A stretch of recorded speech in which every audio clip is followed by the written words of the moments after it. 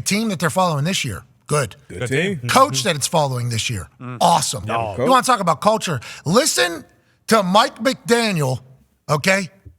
Be a prophet about what's about to happen. We know Tony Romo took over the play calling world whenever he was predicting plays and things like that.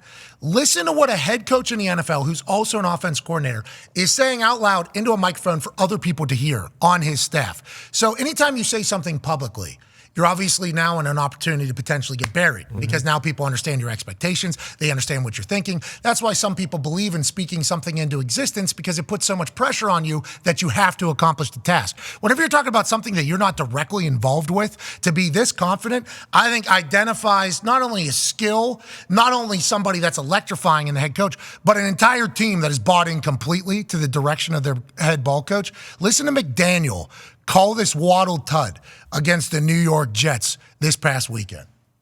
I'm really visualizing the one-play drive here. I'm having a tough time not visualizing a one-play drive. Had tell more people, not on headset. We get kick coverage. Waddle's going to have a one-play drive here. Yeah. Here it comes. Ready, 10. Dolphins begin at their own 40. Look off for safety. Going deep. Kick coverage. Right there. What a perfect pass and play. And the touchdown to Jalen Waddle. Yeah, I'm a dog. Yeah. 60 yards and a touchdown. Take a look at this route. Inside, and he gets him. Is that sauce? Nah, That's a big arm throw right there. Oh, it's not sauce. Everybody's doing sign language. That's awesome. Love it. Hard Knocks in season every Tuesday night, obviously presented by NFL Films. Listen to that dude. And then there's some team meeting speeches that have come out, especially after the loss to the Titans since last night, or since last Hard Knocks last night. It's like so many F-bombs, so we don't want to go through and edit it. We'll probably run it in the third hour. But it's like they believe in that guy, as they should. Feels like they have it to go on an Hey, is that the team that's going to be representing the AFC in the Super Bowl? They got all the pieces. I believe one of two teams right now, top 5 in offense and in defense. Obviously been a different defense since Jalen Ramsey got there. But when you're leader, your coach, and I saw that the team meeting film that you're talking about, and I've been on some teams where, you know, star players, they mess up in practice, they mess up in the game, they're not getting called out. Those plays aren't getting brought up on the big plays. You may talk about a rookie, may talk about a young guy. So I love when coaches, and that was one thing about Tom, you know, he always wanted to be coached just like everybody else. I love how he did it, you know, kind of calling out some guy, hey, you know, this is one of our big-time players, our corner, he wants to make a play.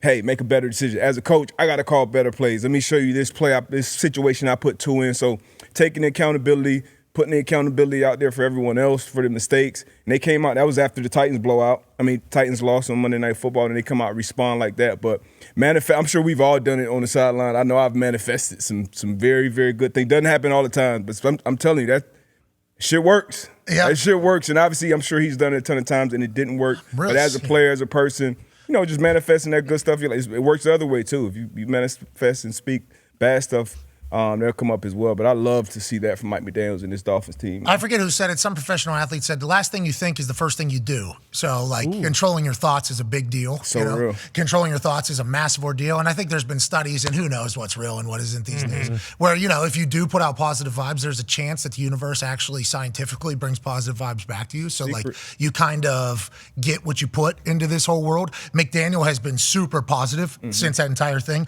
And you're right. The messaging on how he passed blame and pointed out mistakes was all coaching is, right? Yeah. I think how you message something is a massive piece of whether or not they'll buy in.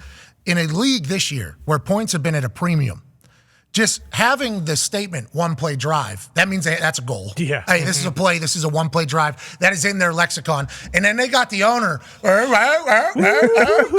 guy was getting sued just a couple years ago for allegedly paying people to lose. Now he's got one-play drives popping off right in front of his face with one of the most hilarious and cool coaches in the history. McDaniel's working as a coach. His Dolphins team working. Bringing in OG Vic Fangio on the defensive side is working. Now, it's all around the health, I think. And we saw to his jiu-jitsu training. He did a right shoulder roll. That's right. Right whenever he was about to go. Because before this jiu-jitsu training, he actually face plants right there. Oh, yeah. Just full bang. Yeah. Right in. That's what that's how people viewed that entire thing. Yep, that's right. Instead, tucks the right shoulder, roll, comes up on his vicious. left foot, I think, and then he's off. He actually, I think, immediately after. he did do it. Yeah. What's It's up? set. Yeah. I think he did. Just in case, like a Gracie came by. There Right. you go. Yeah. You want? Don't. And he was going to snag that thing. And then leg around. Boom. Yeah, break. Yep. Arm bar. Oh, yeah. He was ready to do that. 100%. If they stay healthy, Tua stays healthy, feels like they have what it takes. Now, they're not the team that you would classify as a team that could potentially out-tough the Niners, right? Because whenever you think about Super Bowl and you think about everything, and the Ravens even, super, they got a 310-pounder in Patrick Ricard who's playing tackle, tight end, fullback, running back, wide receiver for them. What? So it's like, can they handle the big? Can they handle big whenever they have to do that? If they have to do it on the road as well, do you think, AQ? Absolutely. I love this group. And the thing that they're doing different than most other years, at least with this Dolphins team, is they've had a ton of injuries up front, too. And they're handling that well. I mean, like even offensive line-wise, they lose their center. Eichenberg stepped up this week. He's playing well. Oh, I thought Jonathan Harrison was playing. Well, they brought him in as a backup, but he's down there. I mean, he's Great ready. He's ready to go if they need him. Hey, do you remember how athletic that dude was? Super I wanted him on the Rip, punt team. too. Yeah, you should have. He could have been your personal protector. Well, they wouldn't let it happen. They kept saying we can't have center as but I'm like, why? Come on. The guy runs 4'5". Says who? Yeah. He's 275 Sounds like pounds. positionalism. It was positionalism, especially against me too. He Yeah. could have been protecting me, but he's down there. They have figured it out, They and I have. think McDaniel knows that that's potentially a weakness. And on the other side, right? Here's where they're way different. They're very good on the defensive line. Their defense is playing. Vic Fangio has done a fantastic job. And when I played with Cliff, he used to come up to us in practice. He'd have these little one-liners, right? Like we'd call Cliff who? Cliff Kingsbury. We would have he called them fastballs. So we'd have like 5 plays in a week where it was just like, hey, we're gonna rush up to the ball. Here's a code word.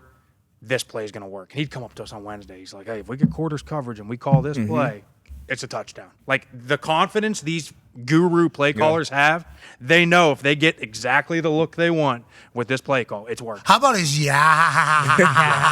Especially at this point in the season, because you kind of are who you are at this point. So a lot of offensive coordinators, they got tendencies as far as P&T that first play of the drive.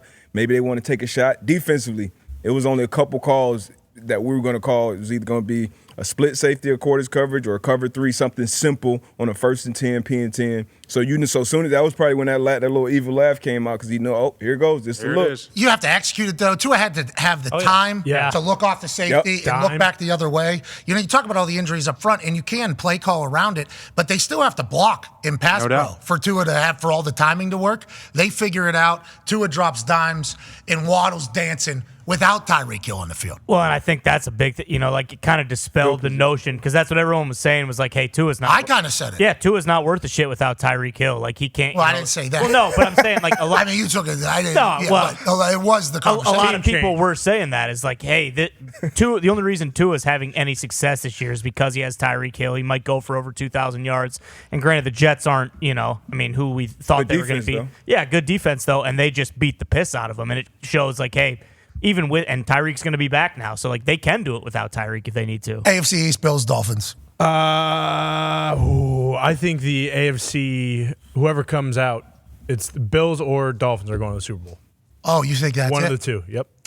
Bills are a wagon. Because they might play each other in the first round. People are talking about Joe Brady, since Joe Brady has gotten there, Yeah. how the team has looked. With McDaniel, since he's got down there, how the team has looked. Who's calling the plays? The vibe in which it's all happening? Yeah. Are the players bought in or not? I mean, it's a whole new world. What were you about to say? Scheme matters. I say it all the time. People don't understand how much it matters. Because listen, I'll be very honest. The Dolphins' offensive line, they are not great across the board, but they put them in positions to succeed at all times. You say the same thing about San Fran, too. I do. I do. And 100%. the Dolphins have one. They got one filthy guy. left tackle. Bingo. Teron We're Armstead. going to And find that's out. who you need. You need a filthy left tackle. These Everybody last- else can just be, just do your job. These last 3 weeks, Fins have the Cowboys, Ravens, and Bills. We're going to find out a lot about the Dolphins. Oh, in the yeah. next Here we go. Save Tyreek up for that, by the way. I like the fact that McDaniel, Smart, obviously incredibly confident. He's like, we saw you running warm-ups. Like, we're not going to. No We're going to point. beat the shit out of these. Yeah, Jets defense really good. We got one-play drives. Yeah. They're not You know what I gonna mean? score. We got a bunch of these one-play drives just ready to go. And then let's just take the week off. Let's just get the ankle back. We'll still get to 2,000, but we're going to need you down the stretch. I love the moxie coming out of Miami. I also appreciate the vibes that are back in Buffalo. Yeah. The AFC East race is going to be one that is beautiful to watch.